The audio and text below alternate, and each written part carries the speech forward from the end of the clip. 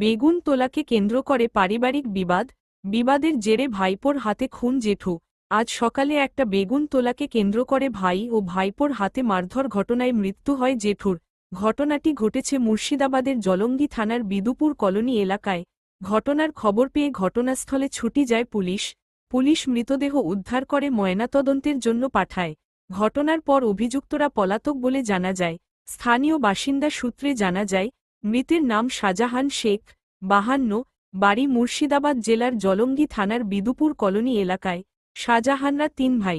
শাহজাহান একাই থাকে, এক ভাই রুবেল শেখ বাইরে থাকে, আর এক ভাই আশরাফুল শেখ তার পরিবার নিয়ে এখানে থাকে। রুবেল শেখের জমিতে বেগুন গাছ লাগানো ছিল বলে জানা যায়। আজ সকালে একটি বেগুন তোলে শাহজাহান। বেগুন তোলাকে কেন্দ্র করে অপর এক ভাই আশরাফুল ও তাই ছেলে ইমান শেখ তাকে এলোপাথারি মারধর করে বলে অভিযোগ। গুরুতর অবস্থায় মাটিতে লুটিয়ে পড়ে। ঘটনার পর তাকে তড়িঘড়ি উদ্ধার করে নিয়ে যাওয়া হয় সাদিখান দেয়ার গ্রামীণ হাসপাতালে। সেখানে কর্মরত চিকিৎসক তাকে মৃত বলে ঘোষণা করে। খবর পেয়ে ঘটনাস্থলে ছুটি যায় জলঙ্গি থানার পুলিশ সূত্রে জানা যায়, বেগুন তোলাকে কেন্দ্র করে ঘটনাটি ঘটেছে বলে জানা যায়।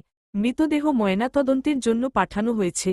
ঘটনার পর অভিযুক্তরা পলাতক। ঘটনার তদন্ত করে দেখছে জলঙ্গি থানার পুলিশ।